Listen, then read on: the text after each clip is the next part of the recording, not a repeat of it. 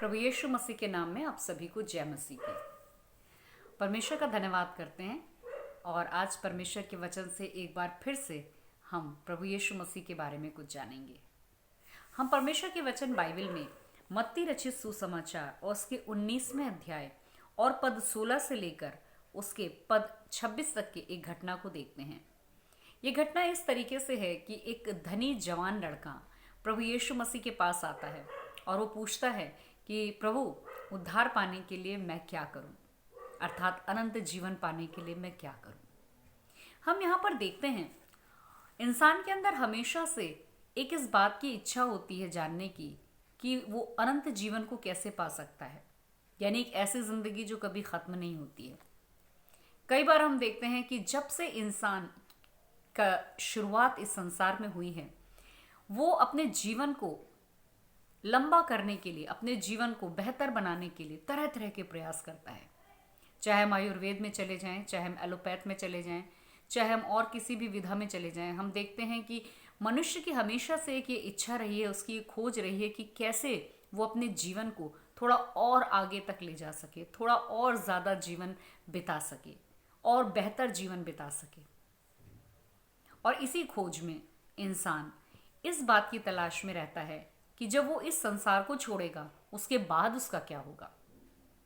कई प्रकार के शास्त्रों और ग्रंथों में हम इस बात को सुनते हैं कि हमारा शरीर नश्वर है, अर्थात ये शरीर एक दिन मिट्टी में मिल जाएगा, लेकिन उसके बाद हमारा आत्मा जो सबसे महत्वपूर्ण है वो कहाँ जाएगा। कभी आपने इस बात के बारे में विचार किया है? हम किस तरीके से अपने जीवन को हमेशा तक के लिए बना के रख सकते हैं।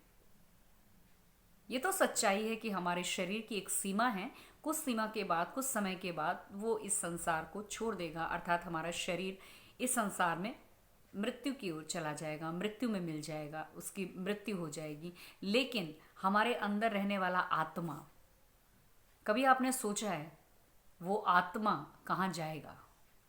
क्या वो आत्मा यूं ही भटकता रहेगा? क्या वो आत्मा किसी अनिश्चित जगह में चला जाएगा? कई सालों से हमारे ऋषि मुनि इस प्रश्न को पूछते रहे कि आखिर हमारा आत्मा कहाँ जाएगा, आखिर वो कौन सृष्टिकर्ता परमेश्वर है जिसने हमें बनाया है। यहाँ पर हम एक चीज़ को देखते हैं, हमारा परमेश्वर जो हमारा कर्ता है वो कभी नहीं चाहता कि हमारा आत्मा यूं ही भटकता रहे या हमारा आत्मा किसी भी तरीके से नाश हो, वरन उसने हमारे आत्मा के लिए एक निश्चित स्थान ठहराया है और वो है उसके साथ स्वर्ग में और हमेशा के लिए। लेकिन उस स्थान तक पहुंचने के लिए उसने एक मार्ग तैयार किया और वो मार्ग है प्रभु यीशु मसीह। जी हाँ, प्रभु यीशु ने कहा, मार्ग, सत्य और जीवन मैं हूँ, मेरे बिना कोई परमेश्वर तक नहीं पहुंच सकता। तो आइए आज हम उस यीशु मसीह के द्वारा अपने सृष्टिकर्ता को जानें, अपने परमेश्वर को जानें और उस अनंत काल के जीवन को पाएं। प्रभु आपको आशीष दे। आमीन।